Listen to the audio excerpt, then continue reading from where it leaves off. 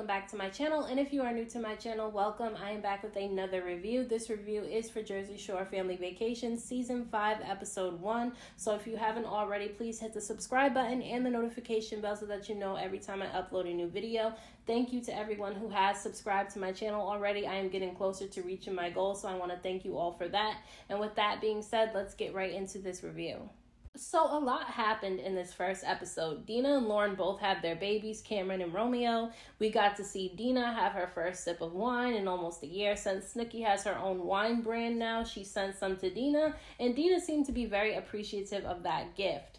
Now, it's nice seeing Dina and Chris still together since we saw them during the beginning of their relationship on the original Jersey Shore. So I liked seeing them have their second baby, and I liked seeing them do their little photo shoot with their first son, CJ.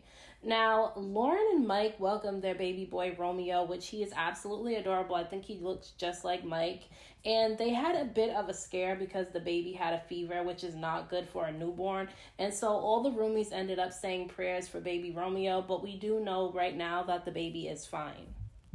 So let's get into this drama with Ron, because he will be absent for most, if not all, of this season of Jersey Shore Family Vacation to focus on his mental health. This episode started with him gathering all the roomies together to announce that he was going to propose to his girlfriend Sapphire, who we met last season. Everything seemed to be fine for them, but about 4 days after he told everyone he was going to propose to her, he was arrested for a domestic dispute with Sapphire.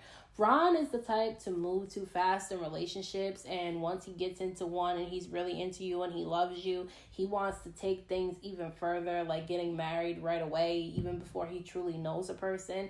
And I feel like that's what he was doing in this relationship with Sapphire. That's what he did in his previous relationship with his daughter's mother. That's what he did with Sam and every other girl before that.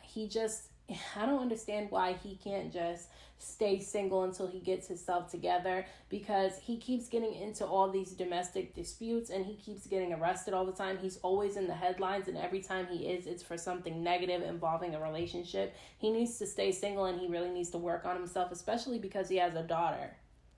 So I have to say that I really love seeing Pauly and Nikki together. Pauly is one of my faves on the show, and he's from Rhode Island, so I have to big up him because I'm from Rhode Island too, so I had to just throw that in there really quick. But Pauly was happy to find out that he could get back on the road to DJ since he was unable to due to the pandemic. Although he was happy about touring, he was feeling like it might put a strain on his relationship with Nikki because the pandemic helped strengthen their relationship since he was able to actually spend time with her and get to know her more. Usually because he travels so much, he's unable to do that with anyone, and that's why he's been single all this time, because he hasn't really found the right person. And now that he's met Nikki, he really doesn't want to ruin that relationship. Now, he wasn't sure if Nikki would be able to handle being on the road because it is a tough life to live, but she seemed very optimistic about going on the road with him, and he seemed happy that she wanted to go. So I really hope that things go well with them. I follow them both on Instagram, and it seems like things are going great. Jenny and Zach seem to be doing well. They haven't really started planning their wedding, but that's really okay because you don't have to rush down the aisle just because you're engaged. A lot of people use the time that they're engaged to really get to know the person better and see if marriage is something that they really want. Zach and Jenny seem to be doing well with each other, though, despite the situation that happened between him and Angelina a couple of seasons back. We haven't seen anything in the headlines bad about them since then, so I think everything's going great. He seems to do well with her children, and everything seems to be working out very well. But speaking of Jenny, we can't have Jenny without Nicole, and Nicole is back on the show this season after taking a hiatus after the situation at Angelina's wedding, which I'm glad to have her back because it felt incomplete without her. You know, she's one of the main cast members on the show, so to not have her here, you could definitely see the difference in the show when she wasn't around. I want to talk about Vinny really quick because he did have a small part in this episode. He is the only single one in the group, which is okay if he's not ready to be in a relationship or hasn't found the right person, because we don't want him to be like Ron, who is unable to be by himself, and so he gets into these toxic relationships and then he ends up spiraling.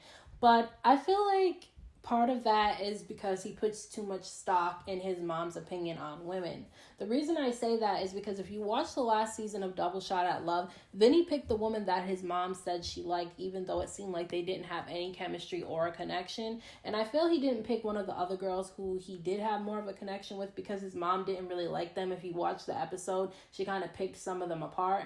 That he did have a connection with. And I think it's good that he has a close relationship to his mom.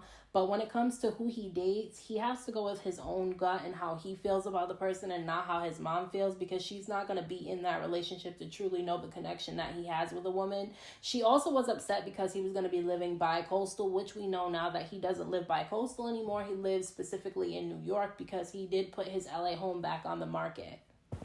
So last but not least, there's Angelina and Chris's marriage drama. She ended up seeking advice from Jenny because Jenny did get a divorce from Roger and her divorce was really messy. So I feel like she's trying to help Angelina not get into a messy divorce like she was in a few years ago. Now, they end up going to meet with Angelina's lawyer where she opens up about the trouble in their marriage. I don't think that they're going to work out. I feel like their marriage is failing. I feel like they had no business getting married in the first place. Maybe they felt pressure to get married. I don't know.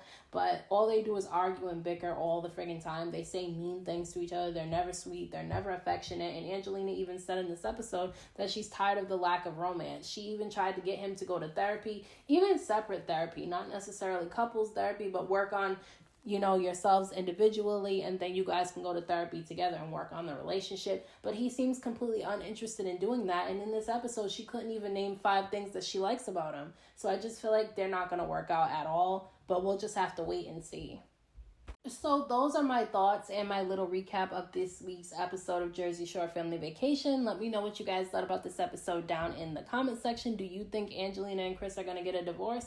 Let me know down below. Don't forget to hit that like button. I appreciate it. Don't forget to subscribe to my channel for more videos and hit the notification bell so that you know every time I upload a new video. I'm getting closer to reaching my goal, so I want to thank you all for that. And until next time, I will talk to you guys in my next video.